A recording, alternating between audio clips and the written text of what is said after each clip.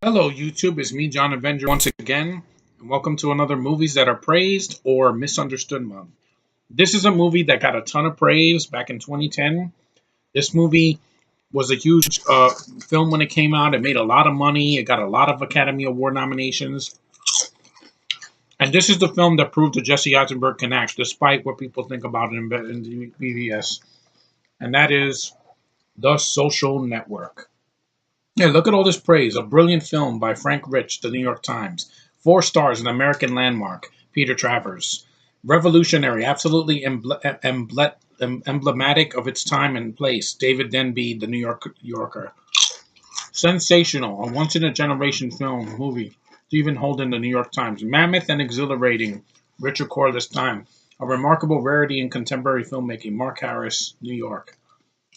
I agree with this. This movie was one of my favorite films of 2010. There are flaws, and I'll get to them, but I think this film is very brilliant. You don't get to 500 million friends without making a few enemies. And yeah, it's basically the story of Mark Zuckerberg, I believe, yeah. The man who created Facebook. Back in 2003, he was doing an experiment on how to connect with people from, other countries and other states and try to build this thing from the ground up. And basically, he tries to get the help of his friend Eduardo, played by a guy that I'm not a fan of, but I'll get to that. And also, Army Hammer. It plays twins in the movie, and he tries to steal his idea for Facebook. Everybody is basically after his idea, and he's the man that created it. He was the brainchild, Jesse Eisenberg. It's a brilliant performance. God, this thing is hard to take out. It's hard to take this movie out without. Ah, damn it. This is one of the hardest DVDs to take out. It really is, without damaging the artwork. But anyway, The Social Network, I saw this in the theater back in 2010. It made me interested in getting a Facebook. I got a Facebook a few months later in 2011. I thought the film was intriguing. It's well shot. David Fincher did a better job with this, to me, in my opinion, than Gone Girl, because I'm sorry.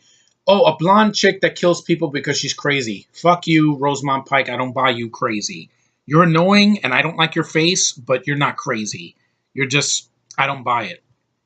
Adam Sorkin wrote the script. It's really well written.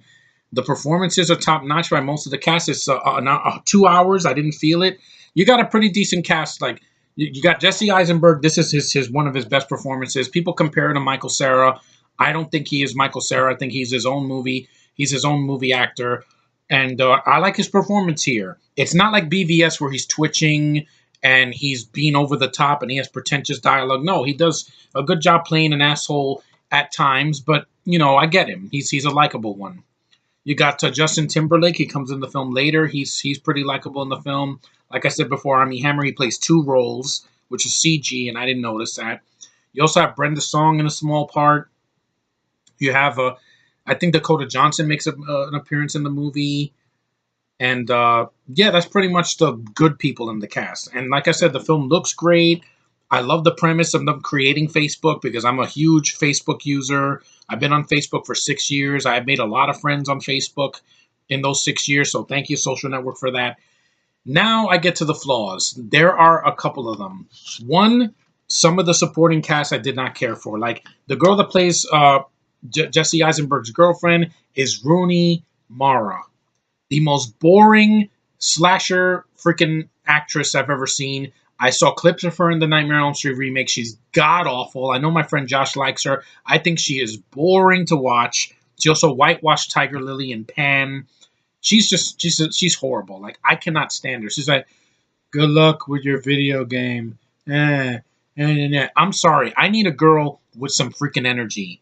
Mia Wasikowska is pale as a ghost, but she gives more of a performance in the Alice movies than this girl does. And my God, she's just horrible. Like I don't know why people said she was good in the movie. She's barely in the movie. She doesn't contribute anything to the Facebook legacy. And Eisenberg is out acting her in his sleep. Also, this movie has the worst Spider-Man ever. Again, screw you, Sony, for making this guy Spider-Man after Tobey Maguire. It has Eduardo, played by freaking Andrew Garfunkel. Fuck that guy. I hate that actor. I can't stand his face and his stupid fake American accent. I don't like his Edward Cullen hair. I don't like his acting. I never cared for his face. He's overacts like a motherfucker in this movie. He is horrible in this movie. There's a reason. Guess what, Andrew? There is a reason the Academy gave this guy the Academy Award nomination, not you. You're horrible in everything you do. I don't care about Silence. I don't care about Hacksaw Jim Duggan the movie. Religious stuff does nothing for me in films. Why? Because it's pandering. And it's trying to be an artsy fartsy bullshit movie. And I don't want that.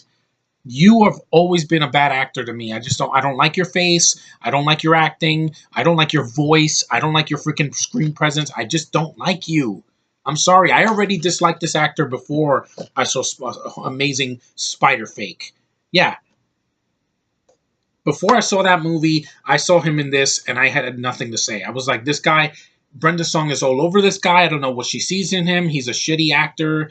She's way better, and she was on the Disney Channel for over 10 years, for fuck's sake. And she's out acting him in the small scenes she is in, and I'm sorry. I would never throw myself at this guy. I would punch him in the face because he's such a horrible actor. But anyway, The Social Network, other than those two actors, Rooney Mara and Andrew Garfield, who I don't like, I never liked them in anything. They are. Oh wait, this is how you take the movie out. I'm sorry, I was opening it the wrong way. This is a pain in the ass to get out. But other than those two, the rest of the cast is fine. The premise is intriguing.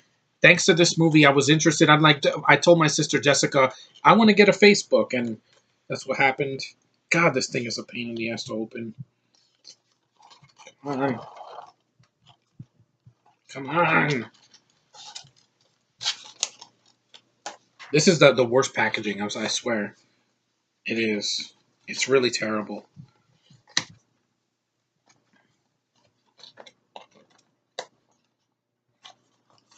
I'm not going to keep it in this box anymore because this movie, it's so hard to get out. Ugh. God, this thing is hard to get. Anyway, despite that, I'll just put the box down. I don't want this video to be 10 minutes of me opening that box. The movie's good. It got a lot of praise. I think it deserves it. A lot of people said it was overrated or it was just a Facebook movie and that there's no likable characters. You also got Rashida Jones in a part, which I like her in because I've always thought she was a beautiful actress. Dakota Johnson is in a cameo. She's one of the girls that sleeps with Justin Timberlake. I feel bad. I feel sorry for her. She went from this to Beastly, and then she's getting freaking sexually assaulted in those 50 Shades of Grey movies. And I want nothing to do with those movies. They're horrendous. They're just some of the worst movies ever made. But this movie was good. Eisenberg, if you doubted his acting ability, see this. This is what Lex Luthor should have been. Freaking Zack Snyder. I'm not going to give you too much blame. You casted him. The writers thought they could make something out of this guy, and he was a shitty Lex Luthor Jr. Here, he has a subtle performance. He speaks fast. He's Jewish. They speak very fast. He's like, oh, it doesn't bother me. At least he's not doing this or, I love it. I love it. I love the people getting people together. No, he's not the Joker. Here, he's a normal guy that creates Facebook. He's the brainchild to billions of people that have been on social media, chatting with each other, leaving emojis, and doing certain things. I made a lot of friends on Facebook in the last 6 years thanks to this movie. I'm glad that the premise was interesting. How they made the software and put the money into the project, and the party scenes are pretty cool. And like I said, it's well acted. Like except for Garfunkel, Andrew Garfield, and freaking Rooney Mara, they can go suck it because I can't stand either one of them. I wish they would retire like Daniel Day-Lewis. I miss him. I'd rather see him act than these two because he actually has talent. But other than that, it's a good movie. I would recommend it. At least one watch. It's fun. The packaging sucks, though. Getting it out of the DVD is a pain. It has a lot of features, too. It's got a documentary, 2 commentaries. One is with the director, which I will hear first, and then the second is with the cast. But God help me, I got to hear Garfield talk, and I don't like him. I don't. He's horrible. Thank God that Tom Holland is Spider-Man now, because if I had to see that guy in another movie, it would kill me if he was in Homecoming. Thankfully, he's not. But The Social Network is a good movie. I say screw the haters that say this is overrated. This is well done, because Fincher knows what he's freaking doing, okay? Yes, he did Alien 3. That was over 2 decades ago. That was a studio decision to push the movie so much, and and so many writers changes and all that, and that wasn't his fault. If he was That was his first time, but with this he nailed it. It's a good drama. It's well acted. It's well written. It's got a good pace. It doesn't feel too long. It has some good characters, except for Garfield and Rooney Mara. But like I said, putting them aside, the movie's good. It's one of my favorite films of 2010. Black Swan, I think, is better because you got a less shitty cast. But I think this was a close second in case of in the case of dramas that came out in 2010. And it's not pretentious. It's a good movie. It doesn't delve into, it doesn't get uncomfortable or anything, and it's worth your time. If you've never seen it, give it a watch because it's worth it. Just for Eisenberg's performance alone, it's way better than anything he did in BVS. So, anyway, guys, thanks for watching. Take care, and I will see you guys in the next review.